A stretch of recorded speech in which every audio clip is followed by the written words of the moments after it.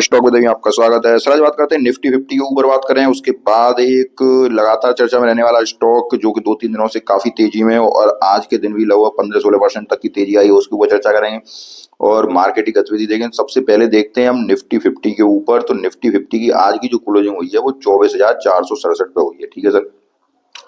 अब आज के दिन की अगर बात करें तो आज के दिन लगभग ये 24,500 के ऊपर भी ट्रेड की थी एक बार, लेकिन उसके बाद फिर इसमें गिरावट हुई और फ्लैट लगभग क्लोजिंग हुई है 24,467 में। अब देखते हैं नेक्स्ट ट्रेडिंग सेशन में। देखो आज 24,500 के ऊपर तो निकली, लेकिन ये यहाँ पे क्लोजिंग 24,500 के ऊपर क्लोजिंग नहीं दे पाई। कल के ट्रेडिंग सेशन में देखते हैं, अगर निफ्टी 24,500 के ऊपर क्लोजिंग देती है तो आपको निफ्टी फिर बहुत जल्दी आपको 24,000 लगभग 25,000 की रेंज में दिखाई देने वाली है। ठीक है सर। अगर 24,500 के ऊपर निफ्टी क्लोजिंग दे जाती है तो आपको निफ्टी लगभग 25,000 की रेंज में पुनः दिखाई देने वाली है, जो कि मैं जैसे कह रहा हूँ। अब अगर आज के दिन की अगर बात करें तो आज के दिन पीएसयू बैंक्स में बड़ी जबरदस्त तेजी दिखाई दी। अब PSU bank Nifty PSU banks में जो तेजी दिखाई दी लगभग 2.25% तक की तेजी दिखाई दी इनमें पीएसयू बैंक्स में। निफ्टी पीएसयू बैंक और निफ्टी बैंक निफ्टी बढ़ा आज के दिन। ठीक है सर। तो ये लगभग 2.25% तक की तेजी रही पीएसयू में। उसके बाद अगर बात करें तो एक स्टॉक जो मैं आपके लिए लेके आया हूँ उसको देख। ये स्टॉक जो मैं आपके लिए लेके आया हूँ एच ई जी लिमिटेड। ठीक है सर। एच ई जी लिमिटेड। अगर इस स्टॉक को देखें तो 2-3 दिनों से पिछले ट्रेडिंग सेशनों से लगातार इसमें जबरदस्त तेजी चल रही है। आज के दिन भी लगभग 16% तक का इसमें 16% तक का मूव देखने को मिला।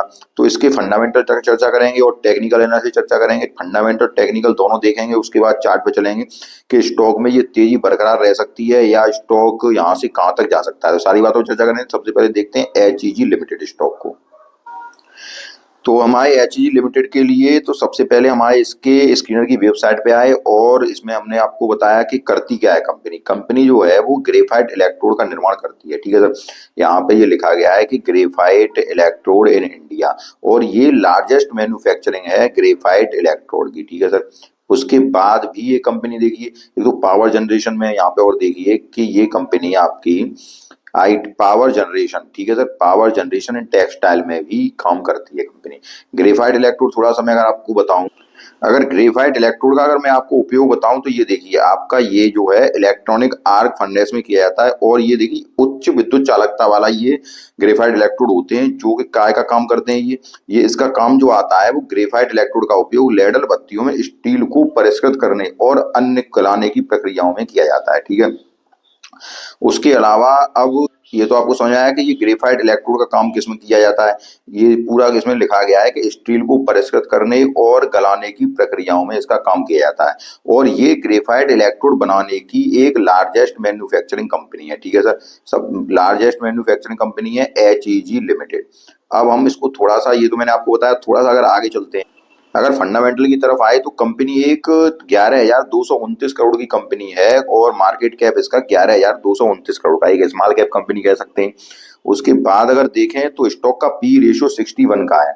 बुक वैल्यू अगर देखी जाए 230 रुपए की बुक वैल्यू है स्टॉक की। अगर यहाँ से इस बुक वैल्यू से मतलब हो गया, अगर यहाँ से कंपनी आपकी बंद होती है तो आपको 230 रुपए मिलेंगे, जो कि अभी आपको 582 रुपए करंट प्राइस चल रही है वो खर्च करने पड़ेंगे।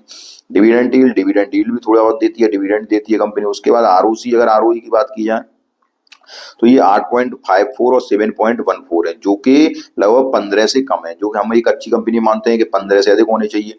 फेस वैल्यू 2 रुपए की फेस वैल्यू का स्टॉक है। इसका मतलब पहले ये स्प्लिट हो चुका है और इसकी जो स्प्लिट था वो लगभग अक्टूबर 2024 में ही स्प्लिट हुआ है। उसके बाद इंडस्ट्री पी अगर रेशियो देखा जाए तो ये आपका 24.1 का है, और पीई रेशियो यहाँ अगर देखें तो माइनस का 1.70 है। पीई रेशियो से हम स्टॉक के ग्रोथ की कल्पना, स्टॉक के ग्रोथ के बारे में पता चलता है। तो पीई रेशियो इसका नेगेटिव है, ये आपको ध्यान रखना है। ठीक है सर। उसके बाद अगर आगे देखें तो आगे अगर देखते हैं तो डेब्ट टू इक्विटी कर्जा कंपनी के पास 0.13 का है, अर्थात आप 1 रुपया कंपनी में अगर खर्च कर रहे हो, 1 रुपया आप अगर कंपनी पे इन्वेस्ट कर रहे हैं, ठीक है सर, तो आपको कर्जा कितना मिल रहा है? आपको मिल रहा है 13 पैसे का कर्जा। ठीक है। तो ये तो डेब्ट टू इक्विटी हो गई। उसके बाद आगे अगर चलें तो ईपीएस देखा जाए तो 9.42 का रिजर्व कंपनी के पास जबरदस्त है, 4406 करोड़ के रिजर्व है। पेट्रोस की स्कोर 5 का है, इससे 5 का पेट्रोस की स्कोर आपके 9 अंक होते हैं पेट्रोस की स्कोर में, जिसमें कि आपको 5 अंक मिल रहे हैं, तो कंपनी को हम औसत श्रेणी कह सकते हैं। उसके बाद अगर देखें सेल्स ग्रोथ देखिए माइनस की 7.58 है, प्लेज परसेंटेज कुछ है नहीं, ये अच्छी बात है कि कंपनी की कोई भी शेयर प्लेज नहीं है, कर्जा कम है कंपनी में, ठीक है सर। उसके बाद और रिजर्व कंपनी के पास बहुत ही जबरदस्त है। 3 साल की सेल्स ग्रोथ 24% की है, और जब 5 साल की देखी जाए तो माइनस की 18.3 है लगभग, लेकिन 3 साल में 24% की सेल्स ग्रोथ है कंपनी की, जो कि अच्छी सेल्स ग्रोथ बता रही है। उसके बाद प्रमोटर की होल्डिंग 50.58 है, करंट रेशियो 2.1 का है, अगर करंट रेशियो अगर अधिक भी होता है तो वो कंपनी के लिए अच्छा होता है, ठीक है सर। अब यहाँ तक तो आपने देख लिए इसके फंडामेंटल। थोड़ा सा अगर और आगे चलें तो यह रिजल्ट पे एक बार और नजर डाल लें इसके पे। तो रिजल्ट अगर हम देखते हैं तो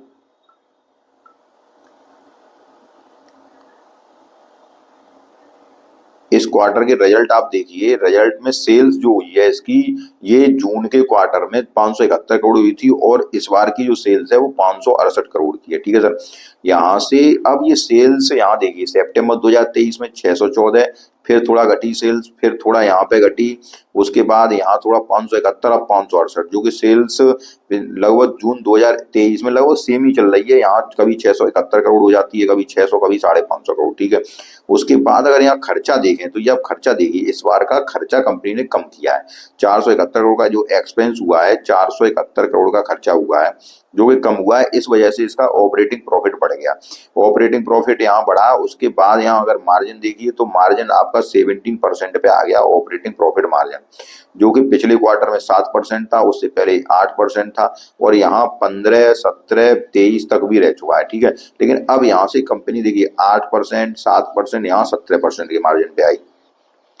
आगे अगर देखें तो नेट प्रॉफिट देखिए, कंपनी का नेट प्रॉफिट 82 करोड़ का, उससे पहले 23 करोड़ का, उससे पहले 33, तो नेट प्रॉफिट भी कंपनी का यहाँ से इंक्रीज हुआ है ये, ठीक है सर। उसके बाद अगर देखते हैं आगे, अगर चलते हैं कंपनी के लिए, तो आगे साल दर साल का प्रदर्शन देखें तो साल दर साल में प्रदर्शन में भी ऑपरेटिंग प्रॉफिट मार्जिन आपका साल दर साल में 12% है, उससे पहले 16%, उससे पहले 25%, 24%, यहाँ पे एक बार 71 और 63% भी रह चुका है ऑपरेटिंग प्रॉफिट मार्जिन।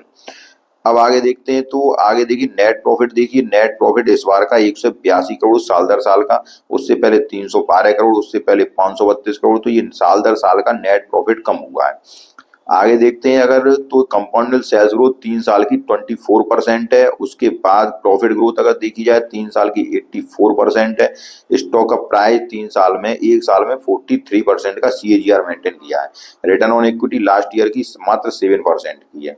आपको सारा कुछ बताएंगे, आगे आगे आपको देखेंगे क्या करना है कंपनी में। बैलेंस शीट अगर देखी जाए तो बैलेंस शीट देखिए, रिजर्व कंपनी के पास 4400 करोड़ के हो गए हैं, जो कि पहले मात्र 2017 की बात करें तो 900 से आज 4400 करोड़ के रिजर्व है कंपनी के पास। अगर आगे चलते हैं कर्जा अगर देखें तो कर्जा लगभग सेम ही है, और यहाँ 684 करोड़ का कर्जा है, अब की बार 565 करोड़ का कर्जा है, लेकिन रिजर्व कंपनी के पास बहुत जबरदस्त है। फिक्स्ड एसेट अगर देखा जाए तो फिक्स्ड एसेट 1797 करोड़ की फिक्स्ड एसेट है, जो कि कभी 1000 करोड़ के आसपास हुआ करते थे। कार्य प्रोसेस में भी चल रहा है लगभग 244 करोड़ का, और उसके बाद इन्वेस्टमेंट भी कर रखा है, देखो अदर एसेट्स भी हैं, उसके बाद इन्वेस्टमेंट भी है कंपनी का। ओवरऑल कंपनी की बैलेंस शीट अच्छी है। उसके बाद अगर रेशियो पे और ध्यान दें तो रेशियो आप देखिए, डेब्टर डेज 78 दिनों के, उससे पहले 72, उससे पहले 90 है, तो डेब्टर डेजों में कमी लेके आई, जो कि उसको देनदारों को पैसे देने हैं उसमें कमी है। अब इन्वेंट्री डेज देखिए तो ये 1 साल का आ रहा है लगभग, इसका मतलब क्या हो गया कि आपका कंपनी के पास जो माल पड़ा रहता है उसको कितने दिनों में सेल्स हो पाती है। उसके बाद डेज पेबल 135 दिनों के, कैश कन्वर्जन साइकिल 321 दिनों की, वर्किंग कैपिटल डेज। अब यहाँ मैं हमेशा कहता रहता हूँ कि ये डेब्ट रेशियो जो होते हैं डेज वाले, इनको 90 दिनों के अंदर होना चाहिए, ठीक है सर। जब 90 डेज के अंदर होते हैं तो कंपनी का कामकाज ये पता चलता है कि कितना बेहतरीन हो रहा है, क्योंकि मान लो आपके पास कोई कंपनी है और उस कंपनी का कामकाज जितनी जल्दी पूरा हो उतना ही अच्छा रहता है। तो कंपनी का कामकाज जो है ये 206 दिन, और ये इसको थोड़ा सा और मेंटेन करना पड़ेगा कंपनी को। ROC जो है वो 9% पे काम कर रही है। शेयर होल्डर पैटर्न पे नजर डाली जाए तो यहाँ देखिए शेयर होल्डर पैटर्न 2021 से अगर हम देखें तो 55.13 करोड़, 55.13% थी शेयर होल्डर पैटर्न जो। उसके बाद आज की डेट में शेयर होल्डर पैटर्न जो है कंपनी के पास वो 55.77 का है, ठीक है सर। तो शेयर होल्डर पैटर्न बहुत ही जबरदस्त है कि वो लगातार देखो यहाँ बढ़ा भी है और जब बढ़ के ये सेम लगातार चल रहा है। उसके बाद अगर आगे अगर देखें तो एफआईआई की होल्डिंग्स देखिए यहाँ पे इस बार 6.93 हो गई है। उससे पहले 6.06 थी। एफआईआई ने अपनी होल्डिंग्स बढ़ाई है कंपनी में। उसके बाद पब्लिक की होल्डिंग थोड़ी सी कम हुई है, ठीक है सर, और डीआई ने भी अपनी होल्डिंग कम करी है, लेकिन प्रमोटर की होल्डिंग सेम है, ये एक अच्छी बात है। उसके बाद प्रमोटर की होल्डिंग के बाद यहाँ पे एफआईआई ने अपनी होल्डिंग्स बढ़ाई है, तो ये भी एक अच्छी बात है। अब थोड़ा हम कंपनी के टेक्निकल्स पे चलते हैं कि यहाँ पे कंपनी कंपनी कैसा प्रदर्शन कर रही है और यहाँ पे कंपनी लेने लायक है या नहीं है। उसके बाद हम चार्ट एनालिसिस करेंगे, ठीक है सर। कम थोड़ा थोड़ा वीडियो सर बड़ा हो जाता है, लेकिन मजबूरी होती है कि मैं सारी कुछ आपको बताने की कोशिश करता हूँ, उस वजह से थोड़ा वीडियो बड़ा हो जाता है। अब चलते हैं हम इसके टेक्निकल्स की तरफ। टेक्निकल क्या कहते हैं इसके। अब अगर हमारे टेक्निकल्स पे है तो देखिए आरएसआई कंपनी की जो चल रही है वो 70 की चल रही है, ठीक है सर। आरएसआई जो दर्शा रही है वो ओवरबॉट जोन में आपको दर्शा रही है, जो कि अभी आरएसआई ओवरबॉट जोन में है। उसके बाद मनी फ्लो इंडेक्स भी 95 का है जो ओवरबॉट जोन में दर्शा रहा है, और बीटा 1 मंथ का 1.3 का है, ठीक है सर, जो कि हाई वॉलेटिलिटी दर्शा रहा है। उसके बाद अगर यहाँ पे अगर देखा जाए तो सिंपल मूविंग एवरेज 20 एवरेज के ऊपर चल रही है जो कि 428 रुपए का है। 50 के भी ऊपर चल रही है जो 451 रुपए का है। और यहाँ से ये एक स्ट्रॉन्ग जोन बता रहा है, क्योंकि कंपनी जो है आपकी 20 मूविंग एवरेज के भी ऊपर चल रही है, 200 के भी ऊपर चल रही है, और 50 सिंपल मूविंग एवरेज के ऊपर चल रही है कंपनी, ठीक है सर। रेजिस्टेंस अगर देखे जाए तो ये रेजिस्टेंस को सारे निकल चुकी है, क्योंकि ये लगभग आज की डेट में आज 16% की तेजी आई है, तो 581 रुपए पे ट्रेड कर रही है।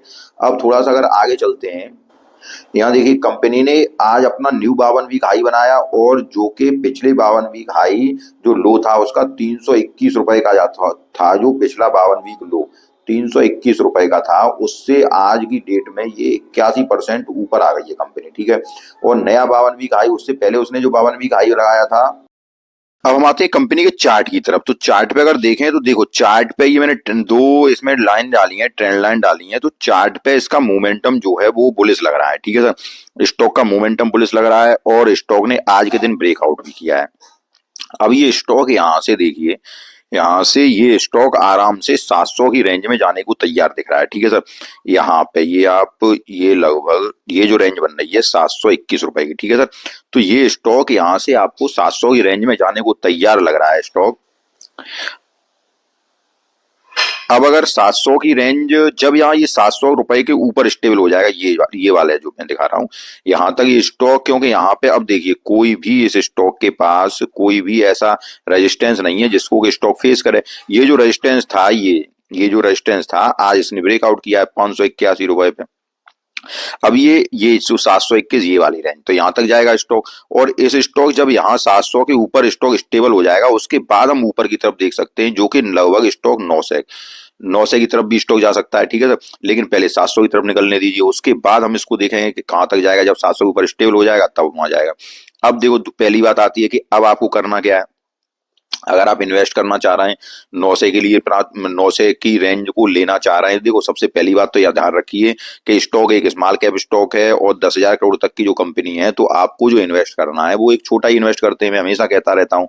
अब दूसरी बात क्या आती है, दूसरी बात आती है कि जिस स्टॉक में आपको निवेश करना है तो कहाँ पे निवेश करना है। आज स्टॉक ने ब्रेकआउट किया है, ब्रेकआउट के बाद देखो इस रेंज पे स्टॉक आपको मिलता है, लगभग 500 की रेंज आती है, क्योंकि अभी 580 पे है, ठीक है सर। तो यहाँ पे आज के दिन 16% लगा है, तो थोड़ा सा नीचे स्टॉक आएगा, तो 500 की रेंज में 530 और 500 की रेंज में, ठीक है, आप स्टॉक को बाई करिए। और स्टॉक को आपको होल्ड करना पड़ेगा। स्टॉक क्योंकि अप ट्रेंड में चल रहा है, जब स्टॉक अप ट्रेंड में चलता है तो वो स्टॉक आपको इजीली 700 तक के टारगेट, और 700 तक का आप टारगेट लेना चाहें 700 तक ले सकते हैं। लेकिन आप ध्यान रखें कि ये केवल मैं कोई मेरी रिकमेंडेशन नहीं है, केवल मैं आपको सिखाने के पर्पज में बता रहा हूं कि देखो ऊपर यहाँ पे कोई भी रेजिस्टेंस नजर नहीं आ रहा है ये। और जो अब रेजिस्टेंस इसने ब्रेक किया, अब जो रेजिस्टेंस है ये वाला रेजिस्टेंस है 700 की रेंज है, तो यहाँ तक इजीली स्टॉक जा सकता है। और ये मेरी कोई आपकी बाई और सेल की रिकमेंडेशन नहीं है कि मैं आपसे कहूँ कि ये यहाँ तक या 700 फिर 900। मैं केवल आपको बता रहा हूँ कि जब 700 पे स्टेबल हो जाएगा तो फिर जो रेंज निकल के आ रही है वो 900 की रेंज मिलेगी स्टॉक में, ठीक है सर। तो आप ये अपने हिसाब से देखिए, लेकिन स्टॉक फंडामेंटल ठीक ठाक हैं, और जो आगे इसका जो एक्सपेक्टेड जो ग्रोथ प्लान है या ईपीएस है, वो भी इसका निकल के आ रहा है कि 2025 फाइनेंशियल ईयर में, 2025 में ये अच्छा कर सकता है। ठीक है, और कंपनी लार्जेस्ट कंपनी है ग्रेफाइट के जो इलेक्ट्रोड बनाती है उसमें, और पावर जनरेशन में भी काम करती है, इसलिए कंपनी अच्छा कर सकती है। और जो ये रेंज है लगभग 9 से की, तो वहां तक तो कंपनी पहुंच सकती है। आगे आपको अपना जो डिसाइड करना है वो करिए, लेकिन कंपनी अभी ठीक ठाक लग रही है, मोमेंटम अच्छा लग रहा है, तो यहाँ से ये अप ट्रेंड में जा सकती है।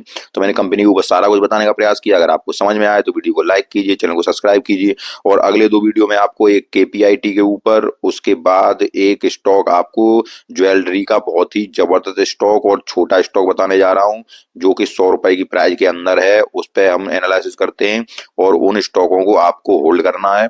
तो दोनों स्टॉकों का आप, अगर आपको पसंद आए दोनों स्टॉकों, दोनों वीडियो को उनको भी देखना। ठीक है सर, मिलते हैं नेक्स्ट वीडियो में, तब तक के लिए नमस्कार।